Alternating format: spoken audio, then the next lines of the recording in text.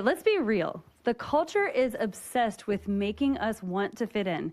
It's like there's this unspoken rule that says you have to blend in to be okay.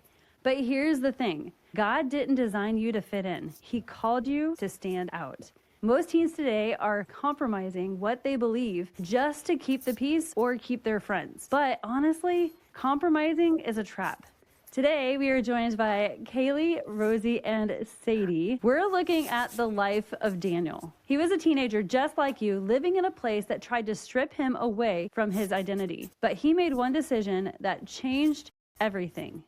If you are tired of blending in and you are ready to stand out, this episode is for you. Don't you know that all your colors stand out from all the others like a work of art? Welcome back to the Uncommon Teen podcast. I'm Coach Jamie, and I am joined today by our co-hosts. Hi. Hello. Like Kayleigh was mentioning earlier, the whole world is so focused on ourselves. But if you think about it, if everyone is focused on themselves and you step out and do something that is different, then nobody's really even going to notice because they're all so focused on themselves too. We're all thinking, oh, they're going to think bad about me. But they're probably just thinking about themselves the whole time. Kind of just gives us a layer of protection. That's very true, yeah. Sometimes I think about that when I have an embarrassing thing happen to me or whatever in public, and my mom's like, no one thinks about it. They're all just thinking about themselves. Yeah. But you know, that also makes it even more powerful when you step out and you share Jesus with them, or you offer to pray for somebody that you can tell is down, and maybe you don't even know the person, but you offer to pray for them. How it makes a huge impact on them because somebody noticed them. When everybody is in a world of, I'm in my own little bubble and I don't care about anybody else, somebody actually stopped to notice them. And that makes an impact in and of itself. Huge impact, yeah. I was just talking with some friends about the first time that they met me, and whenever I first meet someone, I try to connect with them right away, but in my head, I'm thinking, oh, well, what if they don't like me? All this to try to stop me. I talked to my friends later, and they're like, people aren't like that. People aren't like you. They don't just go up and notice people, but that strengthened our friendship. Those friends that I have, we're so close. And so sometimes I think if more people got out of their comfort zone when they don't want to and just said hi to someone, if more people did that, the world would be a lot better place. When you step out, you give others permission to do the same. And that's what happened with Daniel. Daniel stepped out and he said, I'm not going to go away from God. I'm not going to go with this culture. I'm going all in with God. And it gave his friends, Shadrach, Meshach, and Abednego, you know the story of the fiery furnace, right? It gave them the courage to step into that fiery furnace and know God was going to be there with them. Yeah, there's this one time when I was at camp and we were having worship night, and I remember standing there and I felt called that I should pray for somebody. I didn't know who at the time. And then I saw this girl. She was on the floor and she was crying. And I just put my hand on her, and then I asked her what her name was, and I asked if I could pray for her, and she was like, yeah. And then I prayed for her, and it was really cool because she ended up getting up, and when she disappeared, I didn't know where she went. And not too long after, she came up to me and she said, can I pray for you? You prayed for me, and that gave me the courage to pray for other people. And then she ended up praying for me. And it just felt so cool. Like God had used me in a prayer line. I'm sure whoever she prayed for really needed it too. And it just was really cool. I was like, oh, that's so amazing. Yeah, that's awesome. That's such a cool story, Sadie. And it's so true. When we step out in courage and do what God's asking us to do, whether it's standing up against the culture or praying for someone, there is a ripple effect. A lot of the time, people follow. Think about a stage where someone starts clapping their hands on stage. The whole crowd starts clapping their hands. People follow. Sometimes we just need someone to take the first step. And you don't know who's going to follow behind you and who they're going to impact because you took the first step and that gave them the courage to take the first step as well. But you never know the ripple effect. And oftentimes we won't see it. It's really cool that you got to see it, Sadie. But you don't know. It's so important to take that step because you don't know who else is going to take that step with you. Yeah. Like, imagine if I hadn't prayed for her, then she would have been still sad, and whoever she prayed for would still be like, you know, whatever. It just is really cool. That's awesome. Yeah, I mean, when you get to heaven, you're not going to know until people walk up to you they've never met before, and they're like, because of you, I'm here. And so that's pretty That incredible. makes me want to cry. Like, that's so powerful. And so I feel like that's what we're spending so much more time on than distracted. Yeah. So the next question I have for you is, how is this world giving teens incentives to go all in with the world instead of going in with God? And I want to ask that question next because I feel like this is the biggest reason why teens don't go all in with God, because they don't stop to think about the lives that they are impacting if God was able to use them. You know, they don't stop to think about my life and how many people God is using to touch and bless through me because somebody shared the gospel with me at church, you know? But they don't stop to think about that. They're just kind of living in their own little world. Yeah, like I'm okay, so that's all that matters. If other people want to get saved, that's their own thing kind of mentality. And a lot of that, I think, is that false incentive that the world is giving them. So what are some of the false incentives that the world is giving teens that is causing them to be like, I'd rather go here than go in with God? I think a big one is comfort. Like Kayleigh was saying, your comfort zones. I mean, a huge buzzword that I hear is I'm socially awkward. I hear that all the time from so many teens, and I'm like, aren't we all? Yeah, everyone is. Like, we all are socially awkward. For sure. I think also something that is a big thing that's stopping teens from pursuing God is social media and trends, because sometimes it's not trendy to follow Jesus, you know? And most of the time. yeah, that can be a big influence on people. Yeah. Because typically, it's not going to be trendy to follow hard after Jesus because you're denying the things that the world deems important. Yeah. I think one of the incentives that the world gives to Christian teens is that instant gratification. You get on and you're like, oh, this is awesome. And it's got instant gratification. Whereas with God, you know, it's not always like every time you talk to God, you're going to hear this voice. You know, it takes a relationship being built with God and learning how to hear from him. And it's not just that instant gratification. And so I think that's probably one of the biggest reasons why people get stuck in the scroll, where they get stuck in Pinterest and all these different ideas, because it gives your brain that, this is so amazing. Yeah. But if you stop and you think, I know our pastor talked about it today, but he talks about it often, is he says, find your wow factor again. Be excited about the small things. Be thankful for the small things. Like when you are looking at the small things, and you're getting so excited. He was talking about how he was at a pastor's conference, and in his basket, he's a very big health nut. In his basket, there was pistachios, and he held it up for his wife. He's like, look, I got pistachios. His wife was cracking up and laughing at him. He's so excited about pistachios. But it's the little things. We can have that instant gratification if we become more thankful for the little things. That's a good point. Yeah.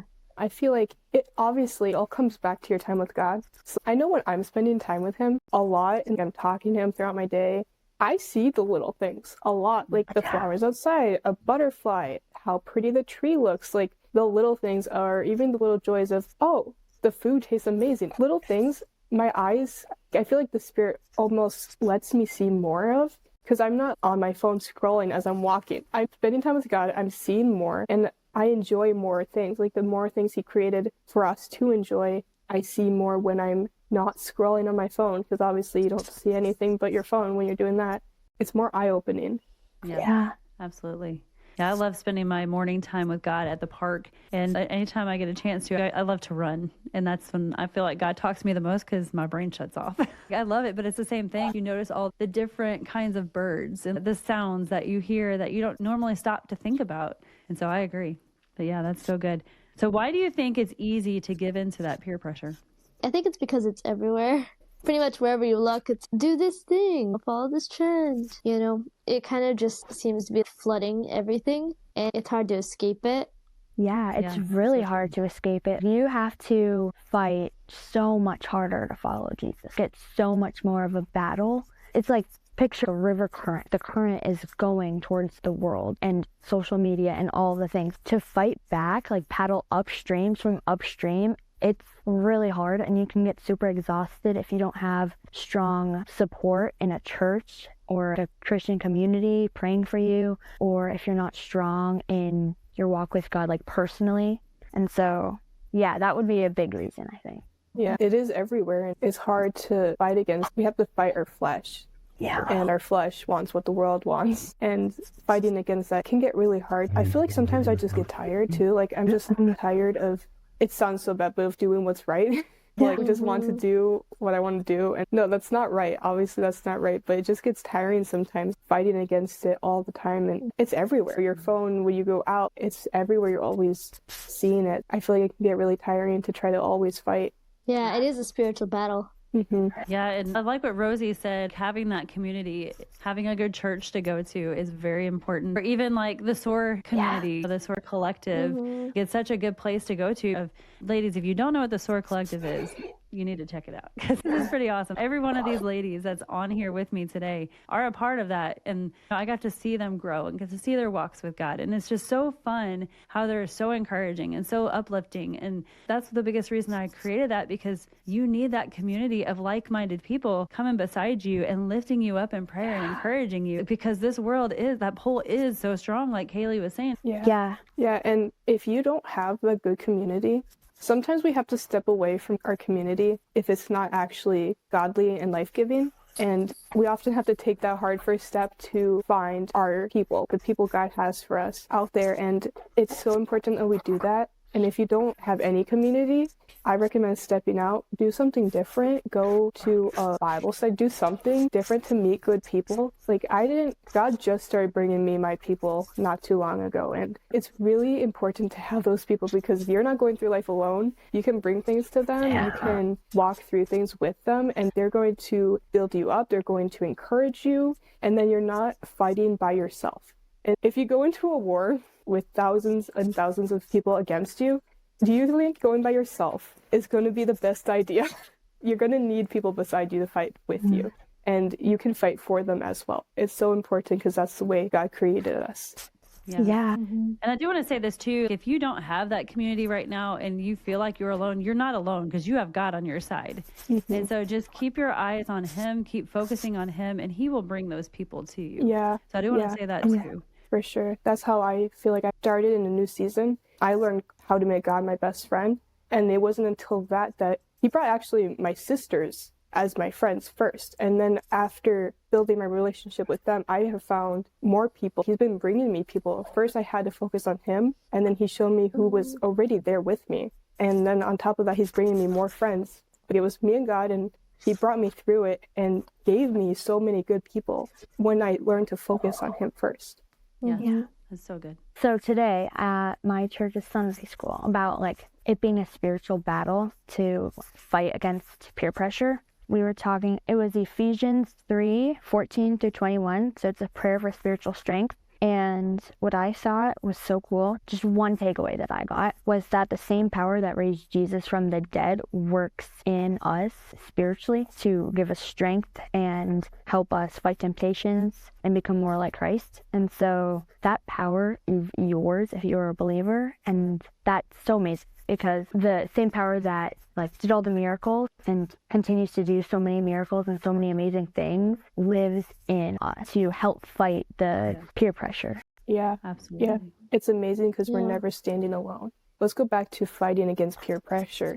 Even if you step out and you're alone, you're not actually alone, because you are stepping out and you've got God with you. You're never alone whenever you go through anything. If you're a Christian, God's right there getting you through it. We are never truly alone. He's always there strengthening us and trying to encourage us to get through this, and he's going to fight for us as well. And God will always win the battle. Exactly.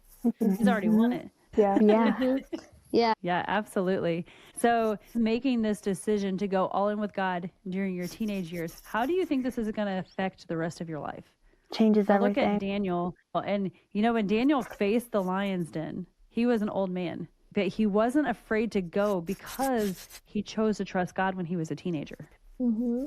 Yeah, it changes everything. Like, for me personally, I've always had God. I was raised in a Christian home, and I'm so thankful, like so incredibly thankful for that, because since I was like 5, I've been able to grow with Jesus and grow my faith, and that's going to change everything for me in the future because of the foundation I have now. And I'm not saying you need to know Jesus since you were 5 to be able to get that foundation or anything like that, but I do see the difference it makes for me, because I feel like God works on something every year that's different. Like, he builds my trust. And when he started building my trust, it was right before this huge thing happened in my family where I needed it. So he's building things as I need it as well, and freeing me from things. I'm about to turn 18. I get to go into the start of my adulthood with all of that foundation because I've chosen to follow him throughout my life. It changes everything as I go into adulthood because of the foundation I have and the fact that I have him there with me And I can't even imagine where I would be if I didn't have that. It's everything. Yeah. For sure. Yeah. Absolutely. I'm going to read from Psalm 26, verse 11, and this is David speaking, and he says, "But as for me, I shall walk in my integrity. Redeem me and be gracious to me." Now we're talking about Daniel. Daniel chose the path of integrity, and he did everything with an excellent spirit. David chose to go with integrity, and we still talk about him today. But when I talk about integrity, what are your thoughts? What is integrity? Doing the right thing when no one is looking. Yes, exactly. Yeah. Yeah, when my kids were little, I used to have them tell me the definition of integrity. And it was doing the right thing when nobody's looking, doing the right thing even when nobody else is doing it, and doing the right thing when it's hard. And so that's what I always had them repeat after me with integrity. And so we see how Daniel chose integrity as he's walking out his life. Nobody else was choosing it. He chose to go with God when nobody else was. He chose to do the hard thing when nobody else was doing it. He had made that decision, I'm going to go for it. And integrity is so important, but I feel like it's a lost art.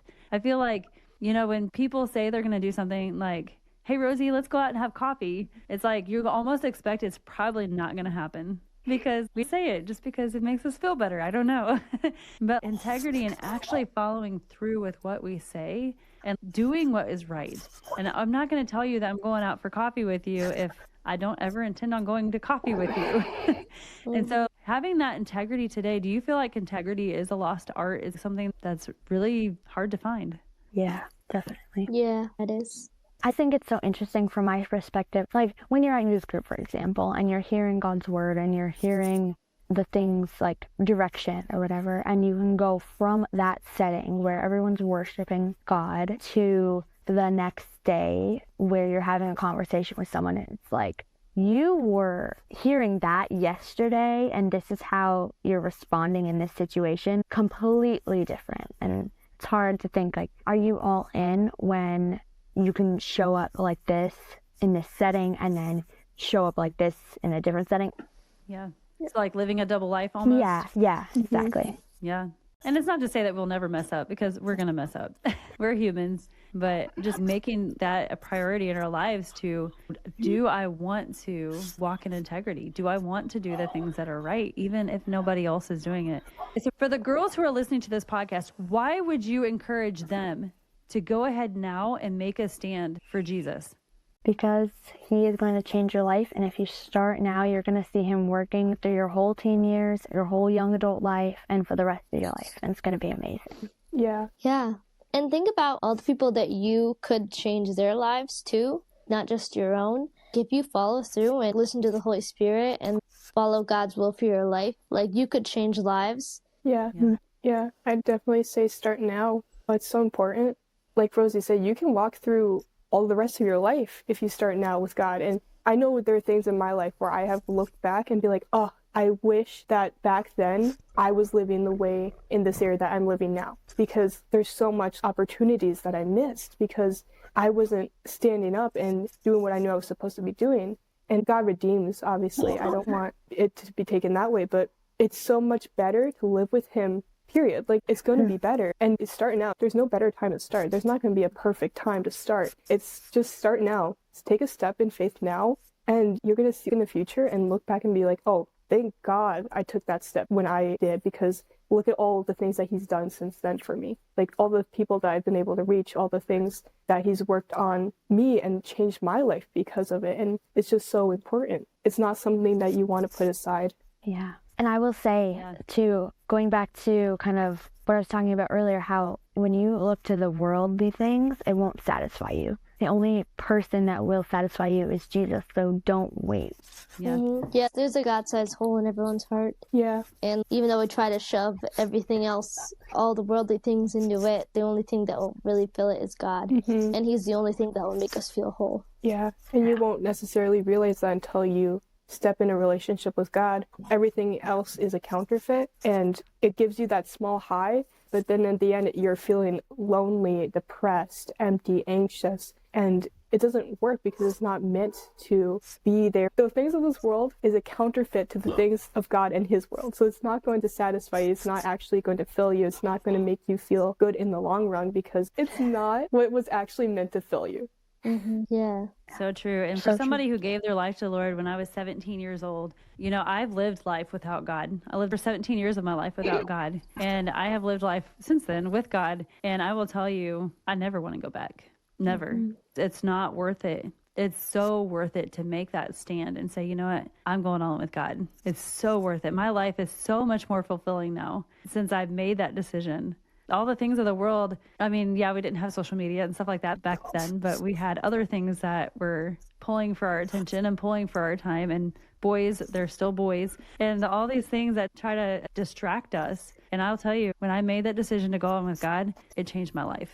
And it's so much better. So I think the reason that we cave into peer pressure is that we have forgotten who we are in Christ, like who our identity is, who God says that we are. And so we try to find it in all of this stuff around us instead of realizing who it is that we are. We are a daughter of the Most High King, right?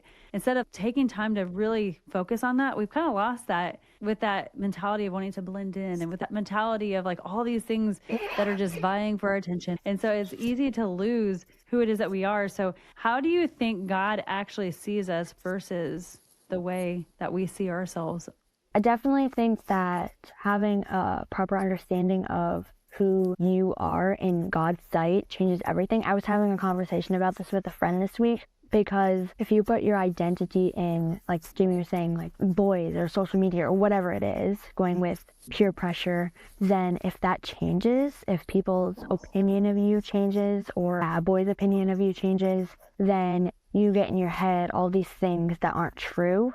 And the lies will creep in, and then you will feel insecure when the truth is God's opinion of you never changes. And He called you chosen and all those things. And yeah. Yeah, we could be such harsh judges on ourselves, but God sees us as His children. And when we have that mindset of ourselves, we can start treating other people that way too. I just think that's really important, because you need to see yourself, not like love yourself more than other people, but you have to love yourself in order to love other people. Yeah. Yeah.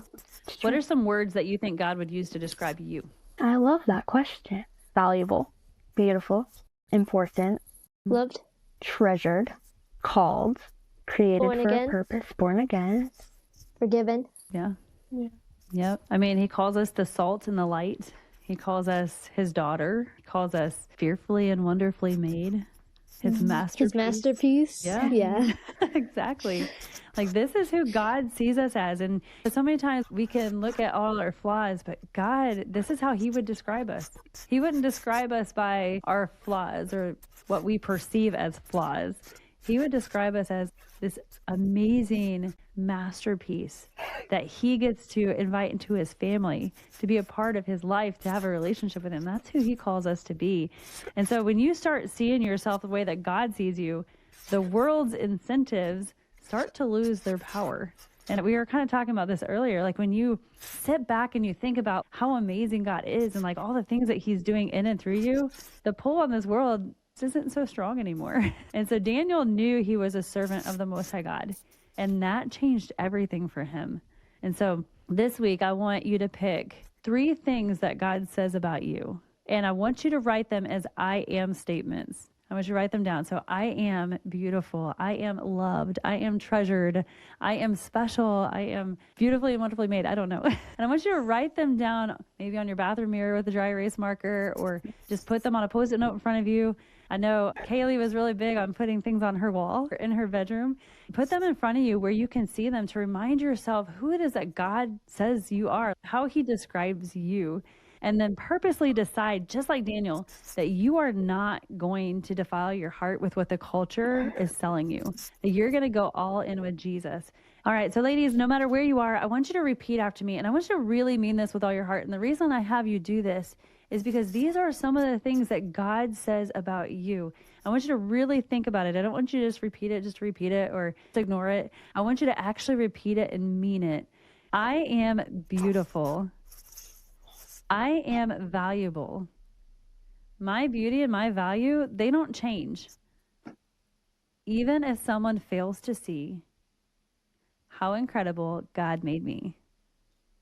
All right, ladies, We were talking about the SOAR Collective a little bit earlier in this call, but we have what we call the Uncommon Teen Collective. And the Uncommon Teen Collective is just designed to help you grow in a stronger walk with God. We got 3 different tiers. We've got the digital tier that includes the magazine, the worship playlist, wallpapers, the digital devotional to help you dive deeper into the Word of God. And then we have that next level up, which is the Uncommon Teen Bundle. You got a high quality t-shirt. Sadie, did you get yours? Yes, I did. Did you like it? Like, what are your thoughts? Yes, yeah, it was really cute, and the shirt was so nice and soft. And you could tell it's not cheap. It's nice material. Yes, so that comes with it. We have the physical deep dive devotional, so you actually have a printed version of it. And then you get 2 vinyl stickers included in that. And then we have the SOAR Collective, which is all of that, plus the SOAR coaching community. And these 3 ladies have been in the SOAR coaching community with me for a long time. I've gotten to see them grow. I've gotten to see them really encourage others and lift each other up. And so that is why I invited them to be co-hosts on the podcast. These are just some of the ladies that are inside the group. And let me tell you, it is amazing. And I'm so grateful and thankful for it. So if you want to learn more about that, go to uncommonteen.com/collective and get signed up today.